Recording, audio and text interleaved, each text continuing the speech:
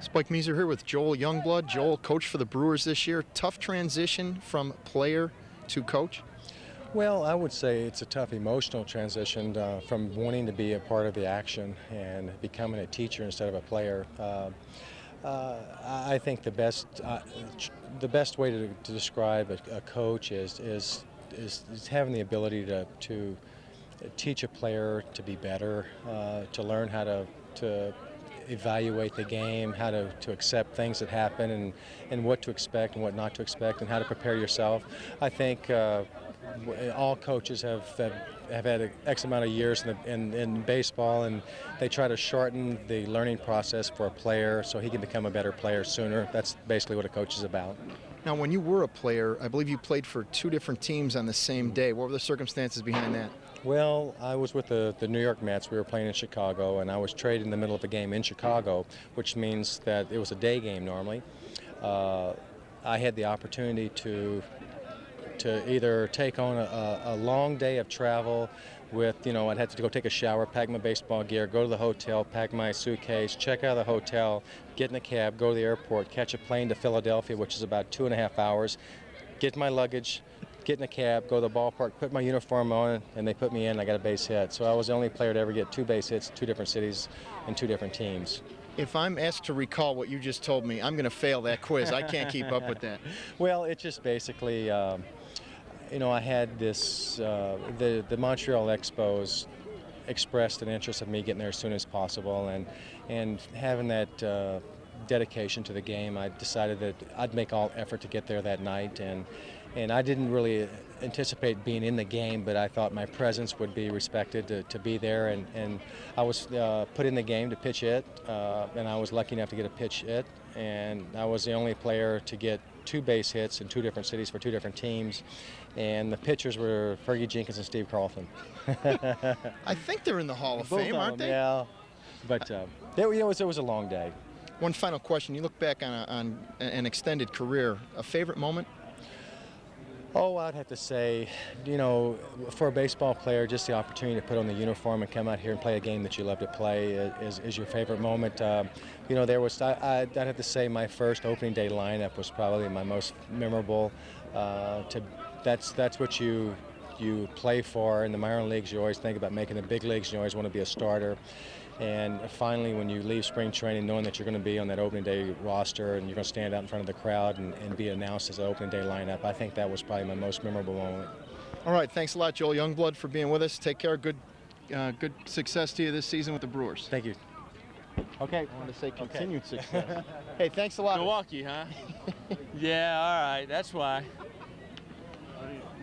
Spike Measer here with Phil Garner, manager of the Milwaukee Brewers, now of the National League. Does that change your style at all? No, it's not going to change my style. We, of course, have a lot of work to do, and we're going to have some adjustments to do with our ball club, but we're not going to change our style. And basically, my philosophy has been not necessarily my style, but we have to look at our ball club, we have to look at our personnel, determine how we think we can best get the most out of our personnel. That's the style we'll play with that year. So there's been a lot said about my style being very good for the National League, or it'll fit with the National League, but if you really want to know the truth, my style is to have 4 guys that hit 25 home runs or better, 2 guys that can steal 50 bases, and I'm just going to put them in the lineup and sit back and play, and that would be my style. Well, you have to get into a rotisserie baseball league then to find that anymore. I can't afford that either, so that's... I want to take you back to your early career. You come up with Oakland, a couple of World Series teams, and then you're on another World Series team again with the Pirates. Now, did you learn that winning tradition from those experiences? I think there's a couple of things. I think there are players that are lucky enough to be on winning teams, but I think when you start seeing players surface on team after team after team that win, I think there's a tendency for players that are what we call winners in the game. You kind of they end up somehow being on winning teams, and I do think that I learned some things from being on those teams. There's no doubt about it. I also would like to think that people that would have known me before that would have said, well, we think this guy's a winner. So I would think that I'm not so arrogant to believe that they didn't help me in a lot of ways. Chuck Tanner, and when he was in Oakland, and also in Pittsburgh, and the great players that I played with. I do believe that I learned a lot from them, but I also think that I might have brought a little bit to the table too. That 81 no-hitter that Ryan throws when you're with the Astros, were you on the field for that? Yeah, I was on the field for that. What is that like? I mean, can you actually hear the ball pop when Ryan is throwing? Well, there were a number of occasions when Nolan Ryan would go on the field, and after the first couple of pitches that he'd throw, you'd say to yourself as a middle infielder, and you're watching him, you'd say, this guy's got a chance to throw a no-hitter today, and I'm not going to be the guy to mess it up. So, I mean, your wheels start turning. The adrenaline is a rush for the entire game. I've been in 5 no-hitters myself, a couple pitched against my teams and played behind the guy pitching no-hitters. And I'm going to tell you, it's about the second most exciting thing you can be in, because the momentum and excitement builds for the entire game, and you keep working up, and by the time you get in that 7th inning, you see how this guy's throwing and he's breezing along. You're saying to yourself, oh man, this could be something big. He could throw a no-hitter here. So your senses are heightened. You're very aware that, hey, I need to be over here. You want to make no mistake that you're in the right position at all times. 79 World Series. You as a player have a tremendous NLCS and a World Series. The resiliency that you guys showed coming back from down 3-1, that's something that's evident in your style today. Did that have a real big impact on you?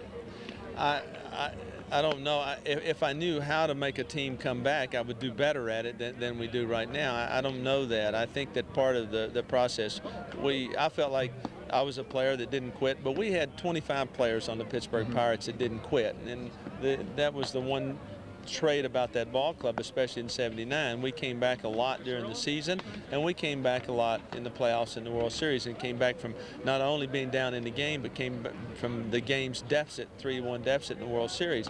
I think players produce that. I don't know that a manager does that. I think a manager can help by his attitude, but basically you've got to have players that say, we're not quitting, we're going to come back and win ball games. One final question. Who tagged you scrap iron?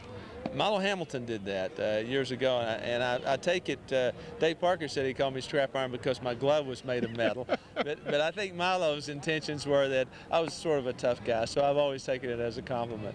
Parker could get away with comments like that. He was a big man. Well, he was, but I took him on a few times. He's afraid of me. Should Parker be in the Hall? I think that's a question that maybe the baseball people are going to answer. Am I skating this one pretty good? But Dave Parker, I will say this for Dave. For 2 years when he played, he was the best player in baseball for my money or anybody's money when we had him in Pittsburgh.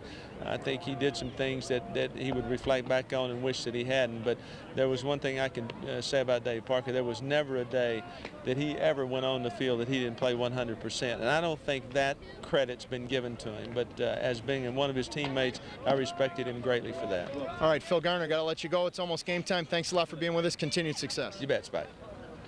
Thank you very much. Pleasure to speak with you. I was going to trade you the camera for the glove. No, I don't need the glove. I don't need the camera. I got to have this, though. I'm going. Marquise Grissom. Milwaukee brings you in here. You got the good wheels, the good glove. You're also a veteran player. What kind of things are you looking to impart on some of these younger guys?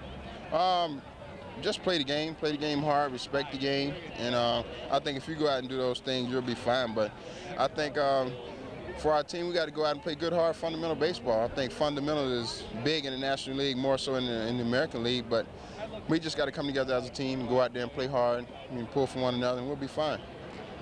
Certainly, you do come in with the good glove. Did you always have the good glove, or was that something you've worked on all along? No, I can never say I always had a good glove because I haven't been in the outfield, not starting in the outfield my whole career. In high school I played shortstop and pitch, and same in college. But first couple of years it was rough, coming in and learning the hitters and stuff like that, where you got to get comfortable in the outfield and playing in, where it's just a bunch of work day in and day out, a lot of fly balls, a lot of ground balls, and try not to make not one error. I know you've dealt with some adversity, but your resiliency continues to show through. Is that the work ethic taught to you growing up? Definitely, by my parents. Stay positive, work hard, and treat people the way you want to be treated. And that takes you a long ways in life. And I have no regrets for nothing I've done in my career, and just have fun. I'm privileged to be in the big league and love and respect the game. All right, Marquise Grissom, continued success. Thanks a lot for being with us. Thank you. Thank you very much. You're welcome. Appreciate it very much. Anytime. Nice to speak with you. Well, thank you. And I enjoy watching you play very much. I sure do appreciate it, man. Nice to see, even you guys are getting the big compensation. You're down to earth, friendly, and Gotta be, man. I appreciate that. Life's too hard for all the other stuff. let me ask you a question. A lot of times, I had the opportunity to interview Barry Bonds. He's got the reputation of being uncooperative, but he was great with me. Do you think the media needs to look at themselves in how they approach the different guys? I mean, if somebody comes up to you and goes, "Hey, Marquise, give me an interview," I mean, that's not appropriate. But if somebody approaches you the right way, you're good to go, right? Yeah, I figure. I think most of the guys are fair. I think if a guy have a personality or something, it tends to be a few guys that ask in that way. For me, all the reporters, they come to me and may I have an autograph, please, whenever you get time. Yeah. Same as you did, and I like when I finish stretching. But it's to each his own. I think. A lot of guys think he's different. I don't think he's different. I think the guy's just real good and got confidence in everything you do. But you got to get to know him a little bit. I agree with you. He's very articulate, very intelligent, and unless you know what you're doing when you're talking to him, same as with you or anybody else, maybe they get a little annoyed, Yeah, I think so. Barry's a good dude. He wants to win. Who would you say are the best players you've ever played with? A lot of them. One of them is over there, Manny Ramirez, Matt Williams. I'm talking about guys that go out there, Chipper Jones. A lot of guys. Everybody I played with has been outstanding. And I have the privilege to play with Greg Maddux, Fred McGriff, some Hall of Famers, Matt Williams again, Dave Justice, and the list goes on. Galarraga and Larry Walker. It's like I wouldn't trade that for nothing in the world. To play with those guys, watch their career grow, and be friends with them. That's what it's all about for me. That's the satisfaction I get out of the game. And when I finish playing, I can call those guys up and go fishing, golfing. Years to come. So that's big for me. That's always a plus. Easy to see why you're successful. You definitely have the right attitude. Again, I appreciate talking with you. Yeah, always. Thanks a lot. All right. I don't know if you